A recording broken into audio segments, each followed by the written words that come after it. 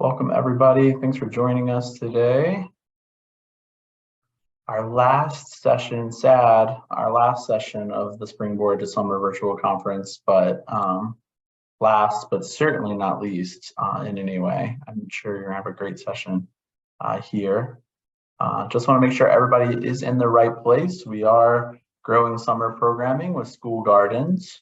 So just want to make sure everyone is in the space that they want to be in. I know we have 3 great concurrent sessions happening all at one time. So definitely want to make sure that you are in the place where you need to be.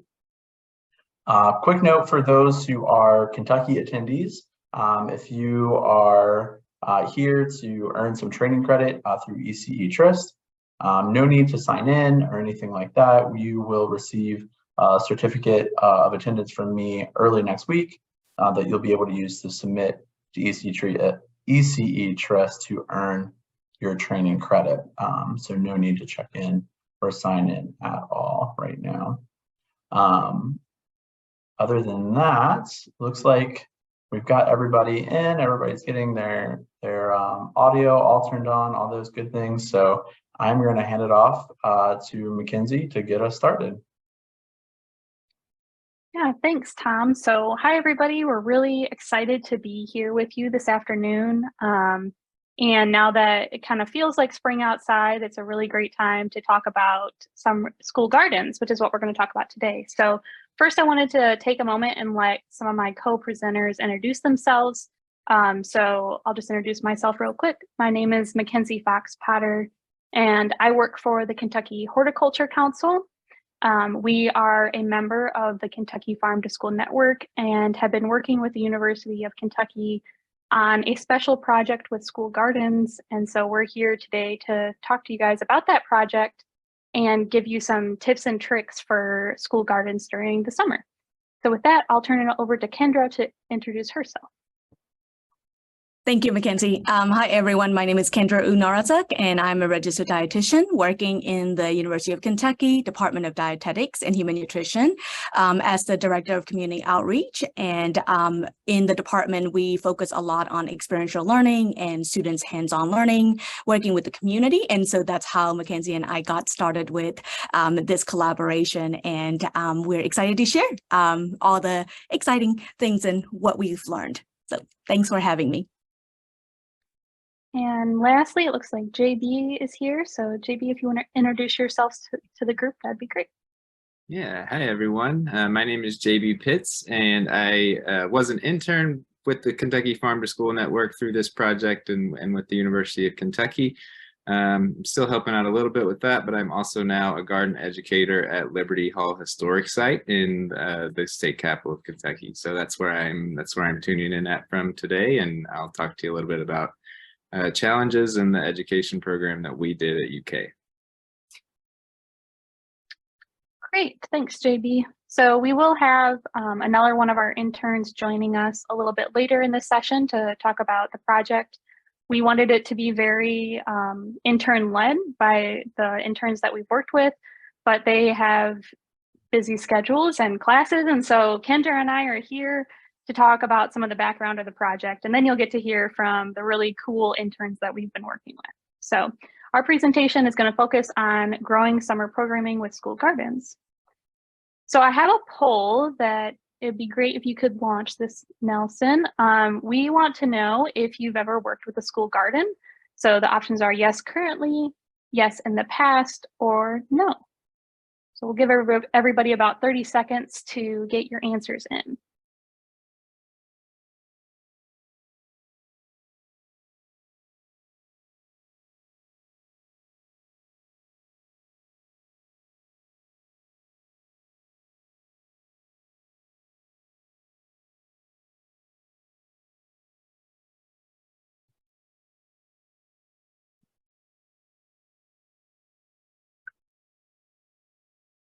All right, so it looks like they're starting to slow down. So I'm gonna end the poll and hopefully you all will be able to see the results. So it makes my heart a little bit sad that only one person is currently working with school gardens, but it's really great that you all are so excited and are here during our session so that hopefully we can change that to everybody is currently, maybe this summer, working with school gardens. So thank you for doing that poll with me. We just kind of wanted to get a feel for where you all were at. And it looks like maybe about a third of you have done gardens in the past in the school, and then, you know, a good chunk of you haven't. So we're really excited to share with you and hopefully inspire you to start your own school garden. All right, so to give you kind of an agenda of where we're going to go today. So as I mentioned, Kendra and I are going to start with some of the background of the project that we've been working on. And I'm going to tell you a little bit about the Kentucky Farm to School Network. Then you'll get to hear from our interns on school gardens in summer, and they're going to talk about things like maintenance, educational programming, what to do with the things that you're growing, and some other considerations. And then at the end, we're going to wrap it up with some resources, including special funding resources and just other general resources that can help you have a really successful garden. And then, of course, we'll have questions at the end. We'll have time for that. So as I mentioned, I am a part of the Kentucky Farm to School Network, and we are a coalition of agencies, organizations, and individuals that are passionate about farm to school and work on farm to school efforts.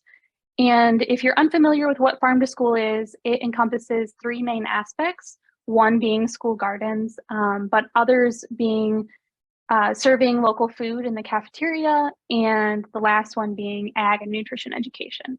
And so farm to school is a really great way to engage kids with what their food is, who grows it, and why it's important to eat healthy local food. And so the Farm to School Network really just works to kind of elevate the farm to school movement within our state. And there's our vision and mission statement, but I wanted to kind of give you guys an overview of some of the initiatives that we have. So one of our initiatives is a farm to school challenge that we have tasked Kentucky schools to do an activity in each of those three areas that I talked about in my last slide. We do special Farm to School Month celebrations. This past October, we passed out these little signs that schools could put out in front of their school, and signs for farms to put out in front of their farm, just expressing their support for farm to school. We did taste testing mini grants. So we provided $1,000 to almost 50 schools this year to do taste testing of local produce in the classroom or cafeteria. And then lastly, the most interesting probably to this presentation is our school garden mini grants. And we're really proud of the work that we've done with this project and just with the Farm to School Network in general. We have reached over 1/3 of all of the school districts in Kentucky, which is really exciting, and thousands of students. And so if you want to be a part of our network, I'll put my email in the chat at the end. Feel free to email me and we can get you connected, or follow us on Facebook as well. We share lots of great resources on there.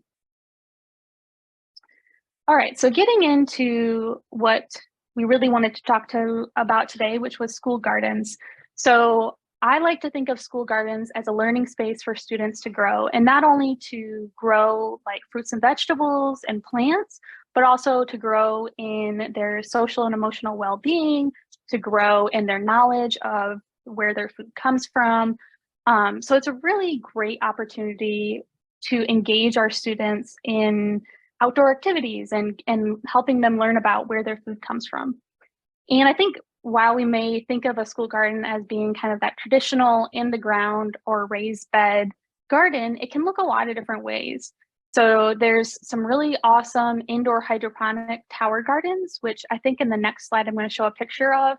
And that's an indoor garden that allows you to grow year round. You can grow in pots, which can look like a lot of different types of pots. You know, there's fabric pots, there's plastic pots, all that. So a garden can look a lot of different ways, and it can also encompass a lot of different types of plants. And so this picture here on the left is one of our school garden grantees, which Kendra will talk about in a little bit, but they planted flowers intermixed with wet vegetables. So it doesn't have to be just fruits and veggies. You can make it look really pretty, adding in some flowers into the mix, and even maybe planting some perennial plants that will come back every year. And one of our school garden grantees actually has chickens as well. So they incorporate that into their garden. And as I'm sure we can all assume, there's a lot of benefits of school gardens, including positive impact on student achievement and behavior. It has been shown to increase science achievements. It improves our attitudes or children's attitudes towards the environment and nature. And there's a lot of really great social and emotional well-being benefits that research has shown school gardens can really help with, including improving social skills and behaviors. It improves life skills, like allowing kids to learn how to work with groups and understand themselves. And I think it's really compelling that during garden activities, research has shown that young children, they learn to communicate their knowledge about the world to others. They learn how to convey emotions, and they develop important skills that will help them be more successful in school. So there are numerous benefits to school gardens, and I think we all can understand that, because if you're like me, I love to spend time in my garden and do a little bit of dirt therapy after a long day. So that's something that we all, or probably many of us, know and understand. And so you can understand how that would also help kids be really successful in school and feel happy and self-fulfilled. And so this is right here on the left, the second picture from the left is the tower garden that I was referencing. And so they are growing hydroponically, which means that there's no soil, it's just water with, of course, nutrients added.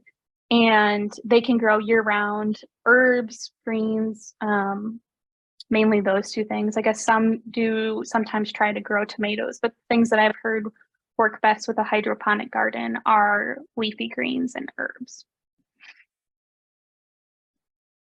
And so now I'm going to turn it over to Kendra, and she's going to tell you a little bit about our school garden project before we get into the really fun part of our discussion today, which is talking about how to successfully implement school gardens in the summer. So I'm going to turn it over to Kendra. Thank you, Mackenzie, for a very nice introduction and the background.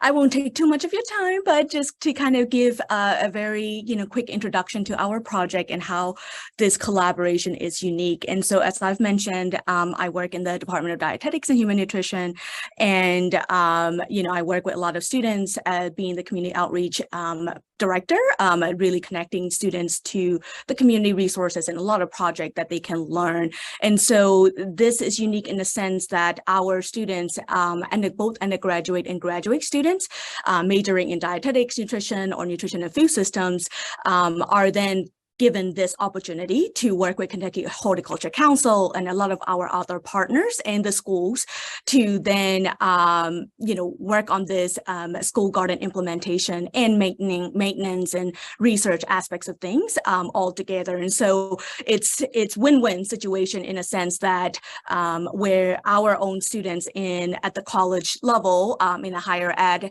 institutions is gaining a lot of skills and experiences that they normally wouldn't have the opportunity to, unless their project or something is aligned with existing funding, and then also obviously the school who get to work with our student interns as well. So that's a very unique part that I think is exciting, and in your community and anywhere else, that might be something that you may think of that might be a existing resource in university or higher ed institutions, or even two-year community institutions, things like that might be something to kind of consider working or collaborating with, because there are always students who are wanting to gain experience and exposure, and there's a lot of course curriculums that can really support them in doing these experiential learning, and also even research projects and all the stuff that they can count towards their experience as well. So that's kind of how it came out about. Mackenzie has kind of mentioned it as well. It is 5,000 mini grants, about 4,000 has to go towards the garden, and then 1,000 has to be set aside to do the nutrition and cooking education. And in addition to that, because of this collaboration that we have with Kentucky Horticulture Council and Mackenzie, I was able to bring in another faculty member who already has an existing kind of resources with berry care project and Superfund research, really looking into environmental pollutions and how fruits and vegetables provide antioxidants and some of these really good phytonutrients that are protective against some of these environmental pollutions. So they were able to then provide additional $500 to then support this effort and really kind of tie in some of the berries and education and some of those resources as part of it as well. So one door can lead into another is what I'm also trying to say, is that there is just a lot of exciting and different energy in the university setting that you might be thinking about. Another part to consider collaborating and partnering is the research in general. Part of it is, a lot of these institutions and, like us being a research institution, there is a lot of that support for it and funding and things to, and students and the faculty to support it as well. And when people think about research, we tend to think about, oh, it is research. It's going to be all these, crazy research and all the experiments and stuff going on. But obviously this research that we're talking about is really a program implementation and evaluation type of research, which all of us do at some level, whatever program that we might be thinking about. And so definitely there's support. Next slide. And so, Sorry. We will go back to the, as we are kind of getting back to that part, I will mention, as part of this research project, what we really work with is to first looking at the school gardens and how they have planned and then how they have progressed through these years that we have been working with them and what challenges and support and successes they may have had. We also incorporate photo voice, sort of lens where photos and pictures can speak 1,000 words. And so really using that to showcase and tell the story and create the excitement, and how to do it in a research lens and systematic way is another way that we have done. And then of course the school lessons that we have done that JB will kind of talk about, and we did the pre and post to kind of just see and assess some changes in their attitudes towards school gardening or cooking or fruits and vegetables and tasting and things like that in general, and their confidence overall. So the awarded projects really support these 5 schools, about 6 schools overall, because West Jessamine High School and Middle School are kind of combined together. And so WB Muncie is located in Leslie County in Wootton, Kentucky. And it's an elementary school that want to install an indoor hydroponic system and an outdoor kind of vertical garden with raised beds. And that's also one of the counties in Kentucky that were impacted by flooding. And so they quickly became a resource hub for flood victims, and they were able to use these produce that they grow from these gardens to then support the flood victims. And so that's one of the really neat ways from an elementary school that, that we were able to kind of observe and see them grow and thrive. And West Jessamine High School, currently they have a really huge garden area that they are using for a produce stand, and they sell at I think $1 per pound of produce, and pretty much a lot of the community members and everybody can just go and purchase and that funding and then help them sustain the garden. West Jessamine Middle School is currently in the process to do a sensory garden. So both West Jessamines are in that Jessamine County and in Nicholasville, Kentucky.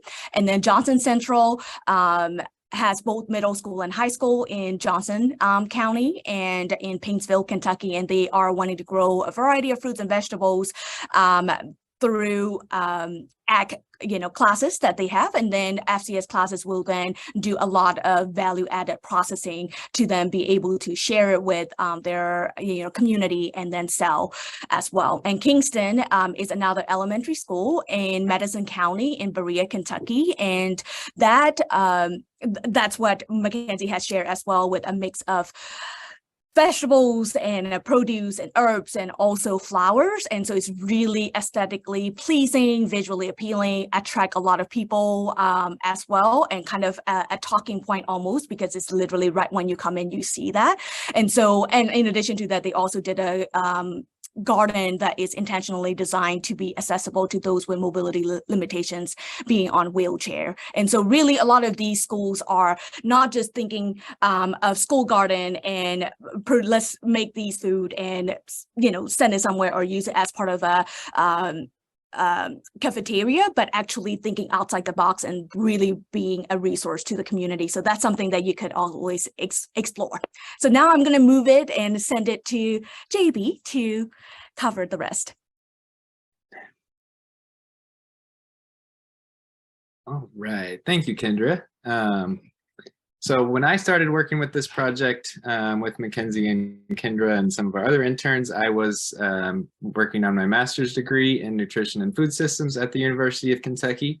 I have since finished my degree, but as I mentioned at the beginning, I am still working as a garden educator for a historic site here in Kentucky. So I'm going to talk to you all about really the biggest challenge in starting and maintaining a garden program.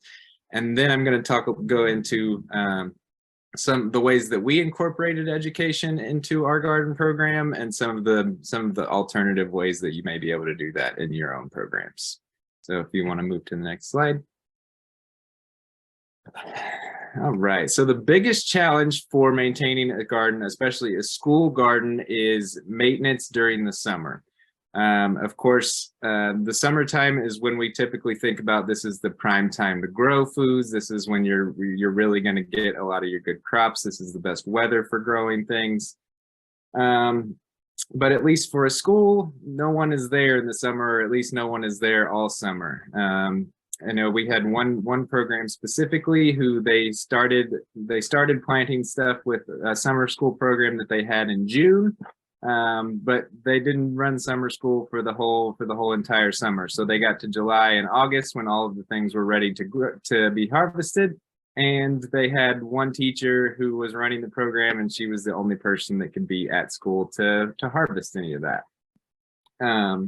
So especially during the summer, it's you really need to understand the amount of maintenance that your garden is going to take, and understand that there's probably going to be a lack of people there to assist you. Now, I know I looked through some of the comments, and I know we have people from YMCA programs and things like that in here too. So you may have more people there throughout the summer. But still, maintenance is going to be a thing where you really, to give the garden the care that it needs, you have to have people that are dedicated to doing that. So Mackenzie, if you want to move to the next one here. And some of the ways that our schools are learning to deal with having a garden through the summertime is, one, communicating with the school's maintenance team. So the people that are responsible for keeping the school clean, you want to make sure that they're on board with what you're doing with your school garden. You don't want anybody to come out and mow it down, anything like that. They should know where the garden space is. And while you don't want to necessarily give anybody extra work that they haven't signed on for, a lot of our schools are finding that their maintenance teams are really excited about helping out with something like this, because it gives them a chance to get outside and, dig in the dirt and have some of that dirt therapy too. So communicating with the maintenance team at your school or organization is a really big help. If you have summer programming or a garden club or something like that, you have somebody who's dedicated to being there year round. Like I said, with the one school, they had a summer school program, but it didn't last all summer. So for those 2 months where nobody was there, they had to come up with a plan for who was going to be there to kind of help out. And this really gets into building out the community. So we often think of what's going on in our schools as kind of a closed system, but gardens really kind of open your school and allow you to start to connect with the community around you too. This is something that the parents of your students can really be passionate about. Most counties have extension agents that can help find some volunteers, master gardeners, people in your summer program, even just other members of your community who are really passionate about gardening. This is an opportunity to really bring people in and help kind of make this garden not just an aspect of your school, but something that your whole community can be proud of. The other way to kind of deal with this challenge of maintenance is in the planning for your garden. So different plants, of course, thrive in specific conditions. If you're not going to have people there all year, this is probably not the time where you want to be planting really high intensive crops like tomatoes, corn, things like that. You want to be sticking with things that are easier to maintain because you're not going to have as many people there dedicated to working on maintaining your garden and harvesting and all of that. And then of course, at the end of the summer, kind of really almost right as you start getting back into school, this kind of time to start preparing for the colder months then too. So you're going to start cleaning out your beds, harvesting anything that's left, and hopefully starting to compost and kind of getting ready for what you're going to do with that space during the winter time.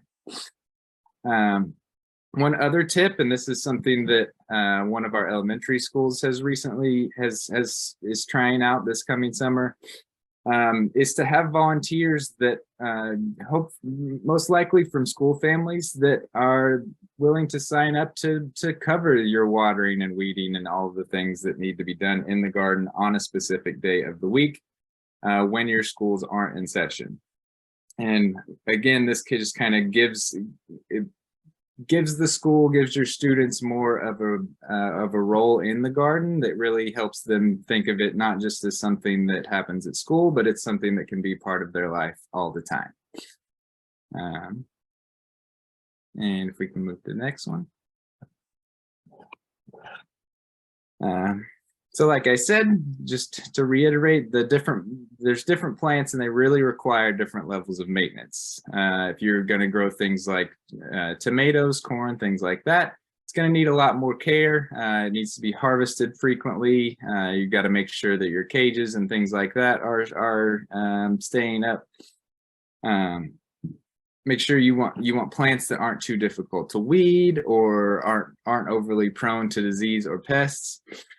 But regardless of what you're growing, you're going to have to remember that it's going to be hot, it's going to be dry. So at the very least, you're going to need somebody to come out and consistently water whatever crops that you're growing.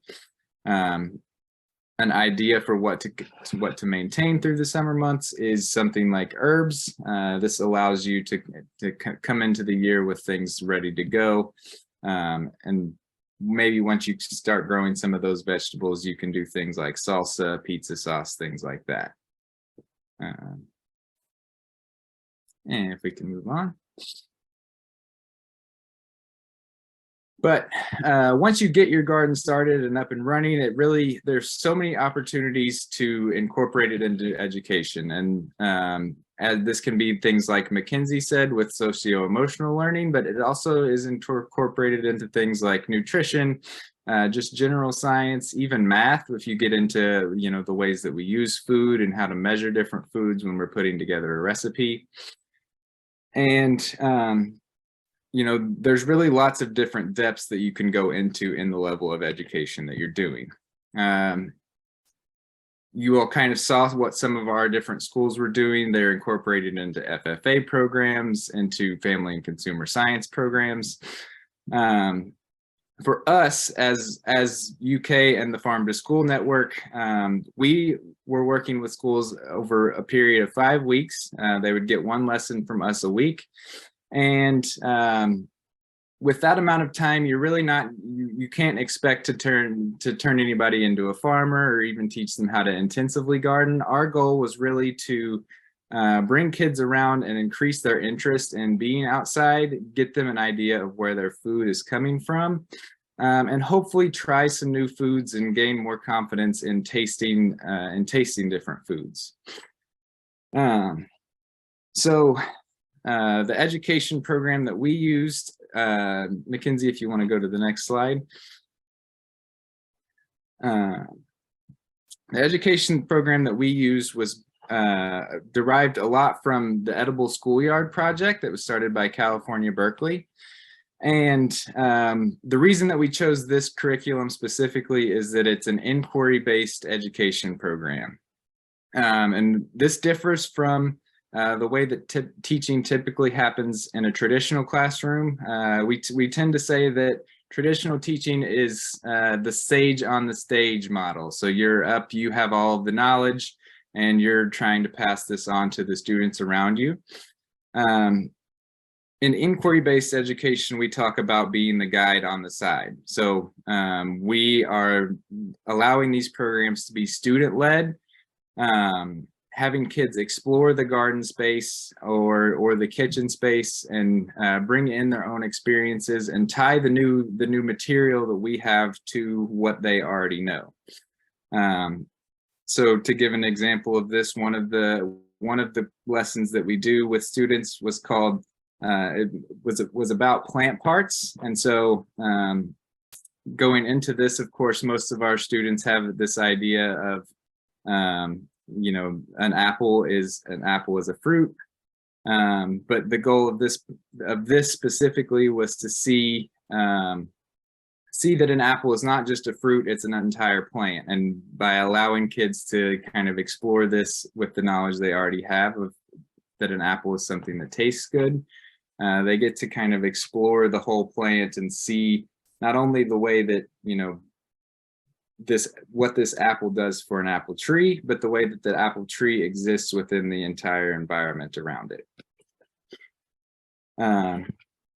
So our lessons included both aspects in the garden, and then we would come back inside and do some aspect of taste testing so that kids were able to see where their food was coming from and hopefully try something that they'd never tried before.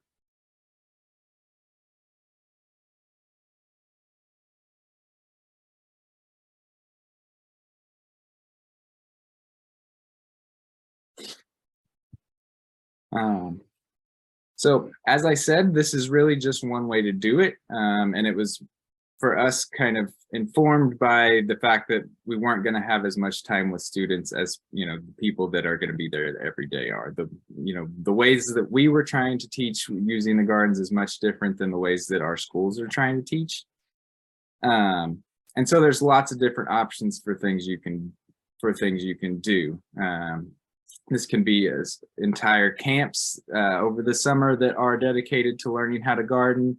It can be family night programs, specific cooking classes or gardening classes. Like I said, we were kind of combining both. And one thing I think that was really interesting to see within that was over the course of teaching 5 different schools and probably 120 or so students, I only ever had one student turn any food down. So when we got kids out and they were, you know, getting to be a part of the whole process of producing their food, they were really excited and wanted to try the foods that they were having presented to them. If you don't have your own garden yet, there's still things that you can do like farm visits. This allows your students to not only kind of dive deeper into what's going on with food production, but it gets them to meet a member of their community and see this as, you know, something that can be a long-term path for them, not just something that they're doing for fun right now. And the last idea for some program that you can do is work with your extension office. They have all kinds of programs from how to do compost, how to start fruit trees. They'll have all kinds of programs available to you if you aren't totally ready or sure of what to do on your own yet.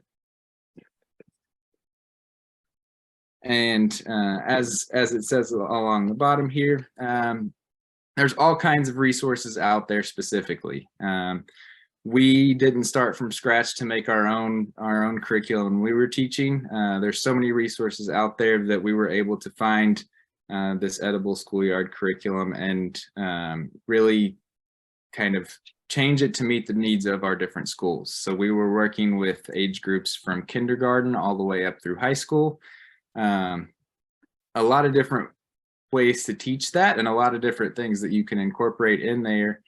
But we were able to find this one resource that had that broad depth of resources available to us and start to incorporate that into the different programs that we were doing with different schools.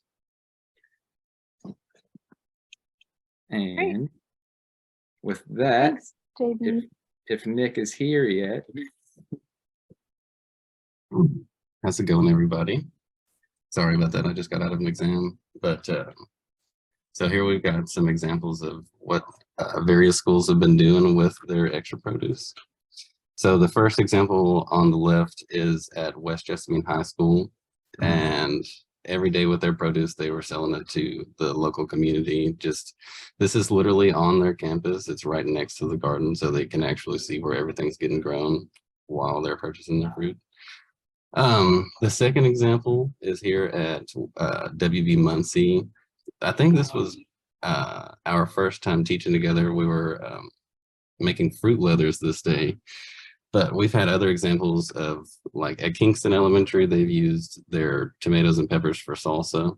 And then we have multiple examples of seed distribution. So for like flowers, students have been able to take flowers home and plant them in their own gardens. And then also there have been instances of just donating the extra produce to volunteers, or whether that be like at a school distribution center, like the youth service center has been distributing foods at certain schools. And then they have also been donated to food pantries as well. Whoever is sharing, do you mind to skip to the next one? Okay. So I believe JB already talked about this, but the summer, I guess, would be the hardest time to have people to work on it, because during the school year, obviously all the kids can come after class and the maintenance crew will be there to help, and teachers and everything. But so with the lack of volunteers in the summer, it's a good idea to start with a goal in mind that's realistic with the amount of help that you're going to get over the summer, especially if it's a middle or elementary school, because those kids don't have transportation of their own. High schoolers can drive themselves to school and help out. But a good way to get them involved is to ask the students what they want to do with their own garden. Like the picture that you can see a little bit of here is actually loofahs. So they grew loofahs on this trellis, I believe is what it's called. And then a big issue is food safety practices. So no one gets sick from recipe taste testing and eating out of the garden. So for us, the interns especially, we're all food ServSafe certified. So we've got some background in safe practices and whatnot. But if you're leading this, I would make sure that I know what to eat and what not to eat that grows around your garden and in your community. I'm not to go to the next slide. Okay, so here we've got some funding resources. Like it says at the top, the Farm to School Network has an upcoming school garden grant in late summer and the fall. There's also donations from the community are really encouraged. Crowdfunding has been a big and popular thing lately. It's been able to get a lot of projects off the ground recently. And then your school garden booster clubs are going to be very important. I believe Mackenzie has something else to add about the financial aspect of it. Sure. So I can just kind of elaborate a little bit more on the school garden booster clubs. So this is an idea that we recently just kind of learned about. And the idea is that, like, just as sports teams have booster clubs, you can have a booster club for your school garden. And so that might, lead to you and your booster club selling food at the football game, and then that money can be spent on your school garden or anything like that. It's a really great way to get the families involved and also kind of like ensure that you're going to have some funding throughout the year. And then there's some other grant opportunities too, and I'm going to put this in the chat after we're done with our presentation, just because I'm sharing my screen right now. But there's a variety of grants out there. There's actually a lot of grants that will fund school gardens, including the Whole Kids Foundation Garden Grant, which that one I think just closed at the beginning of March. But kidsgardening.org has various grants, and a grant that is not currently closed, that is open to applications, is the Slow Food Garden Grant. And that's from Slow Food Bluegrass, and they have a garden grant out right now that I think is due at the end of April. And another resource that we have for you guys that is probably, you may have seen this on your website, but I'll put it in the chat too, is a list of garden grants. One of our Kentucky Farm to School Network partners actually made a list of garden grants so that you can just go on there and see which ones you're interested in and about what time their applications are due. So it's a really great list. It's a great resource to help you get started with writing grants for your school garden. So thanks, Nick. And I'll go to the next slide if you're ready. Yeah, I'm ready. By the way, this picture up here is from one of the first harvests at Kingston Elementary. This like little group right here was there most every day of the summer helping out with that. Okay, yeah, so here, I believe everybody will get a copy of the PowerPoint, but all of these listed here are linked in, so you can go and see for yourself. But for the curriculum resources, I believe the majority of our project was based off of the Edible Schoolyard project. So we have some experience, and I believe we all agree that it is a good choice if you are looking for some curriculum resources. And then at the top, we've got general school garden resources like the Whole Kids Foundation and Life Lab and Action for Healthy Kids. But all of these are great assets to help kickstart your program. Yeah, and the Kentucky Ready, Set, Grow resource is actually like a specific curriculum developed for Kentucky. So if you're in Kentucky or around Kentucky, definitely check that out. They have like kind of similar resources as the others, but very focused on Kentucky. So thinking about like what you can grow, when you can grow it. They have resources that you can adapt to like presentations to give to your superintendent or your board about your school garden. There's like lists of things that you need to think through. So that's a really great resource. And I will put that in the chat at the end as well. But you should, I think that you all have a copy of our slides, and all of these are linked from our slides. So with that, I just want to thank you guys for having us today. It was really exciting to speak to you all. And I know I'm getting really excited for garden season, so I hope you all are as well. And with that, I think I'm going to stop sharing my screen so I can see if we have any questions. But Tom, are there any questions that you saw come up? There was, and I think JB was just answering it. We did have a question from Angie. What are the easiest, lowest maintenance veggies and fruits to use besides herbs? So if anybody wants to continue with that conversation.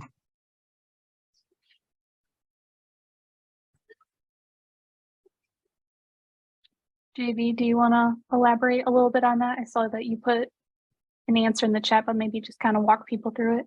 Yeah, so kind of as I mentioned there in the chat, I would say leafy greens, root vegetables, and specifically ones that are going to have a little more separation and you don't have to kind of mound up.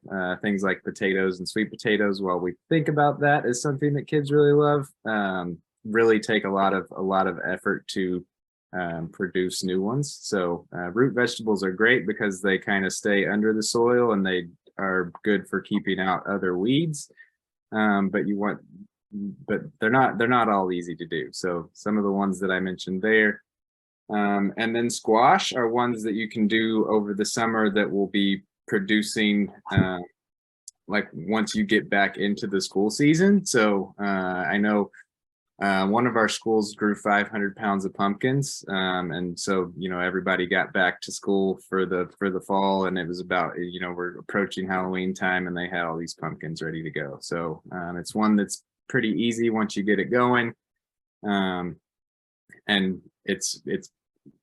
you really see the benefit once kids come back to school for the season because they're going to see these huge pumpkins that they've grown in their space. Also, I know, I think every school that has a garden established has had a lot of tomatoes and peppers produced. So I guess that's been pretty efficient. Yeah, they're pretty prolific in the sense that they can grow a lot, but they do require, I think JB mentioned this in one of his slides, that like they require more harvesting and maintenance that, so it kind of depends on what you're looking for. Like easy to grow, tomatoes are pretty easy to grow, but if you're looking for something that requires very little maintenance, then maybe some of the things that JB mentioned would be good. And I think JB mentioned kale, and I think kale is a really awesome thing to grow with kids because you can harvest and continually grow it. So basically kale kind of like pops out and there's like a stem, and you pull the outer leaves of the kale, the ones that are like closest to the ground, and then it'll just keep growing more. And so you're like pretty much guaranteed to get multiple harvests off of it. So it's a lot of vegetable bang for your buck, I guess, because you're gonna continually be growing off of it. And it's very easy to grow too as well, at least from my personal experience. Awesome. Well, please note that you can still drop a couple more questions in the chat, or if you'd like to come off of mute as well to ask a question of our presenters today. I did just want to, one of the things I wanted to get across for people as we wind down the session, please make sure you take an opportunity to visit the forum on the conference website. It's a great place where you can ask some additional questions after the session's over, debrief about all the great things that you learned here today from our presenters, and also just connect with your colleagues and figure out, are you in the same community? Could you collaborate on a garden project that you can pull your resources? Additionally, I'm going to drop in the chat a link for our conference evaluation. So this is our second year hosting a virtual conference for our after school and summer learning providers across Kentucky. This year, we're excited to join with our colleagues from Oklahoma, but we definitely want to keep learning about what you want to hear about, what you think is valuable. And so please take just 2 minutes. It will probably take you less than 2 minutes to complete our conference evaluation. So we still have a couple more minutes for questions, but I did see Mackenzie dropped some great links in the chat as well.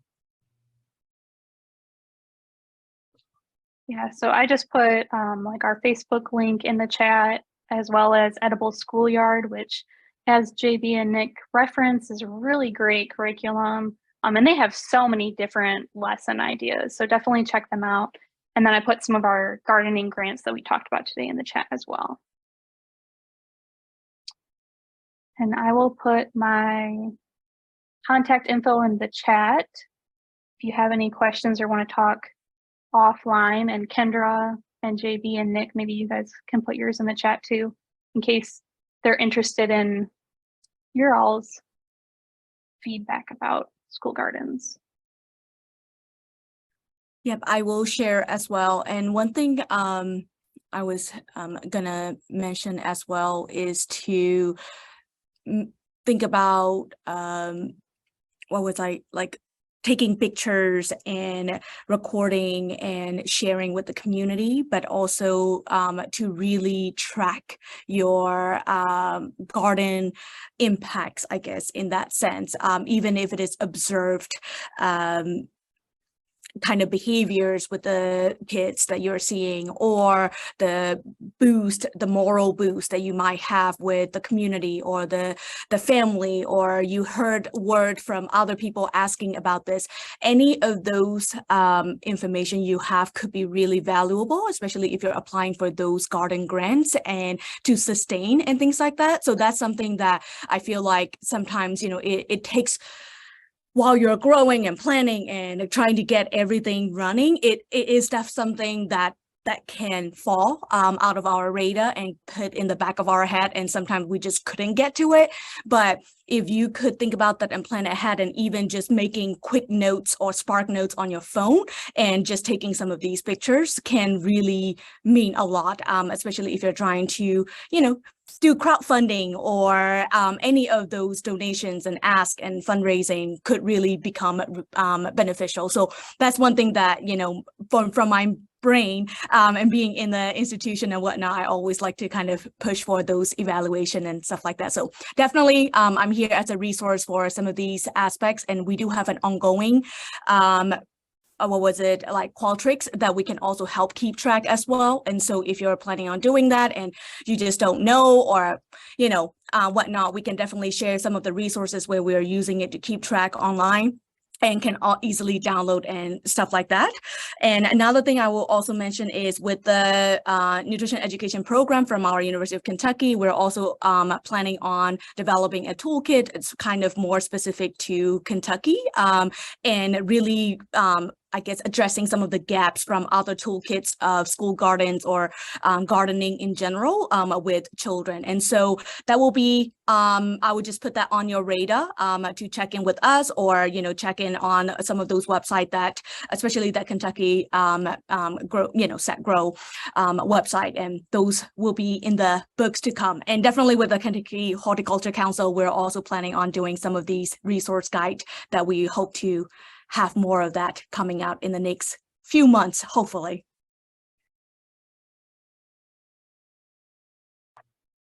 Awesome. Well, thank you all so much. You can see that this was our most attended breakout session for this time period. So I think lots of people wanted to get some great ideas. So we do appreciate you sharing your time and expertise with us. I know there are probably going to be a lot of follow-up questions as folks dig into this, but I think you really did energize a lot of folks to get this kind of project off the ground. So thank you so much for sharing your contact info so folks could follow up with you. All right, well, that is all for our Springboard to Summer virtual conference. We will continue to have resources available on the conference website for the next 2 weeks. So there's contact information there. You can ask questions in the forum as well. And you know, myself or Hasiel from Oklahoma will respond, make sure to get you connected to the folks you want to get connected to. But one, thank you to our presenters. This was an amazing session, but also thanks to all of you who have joined us for the past 2 days. And with that, I hope everyone has a great afternoon.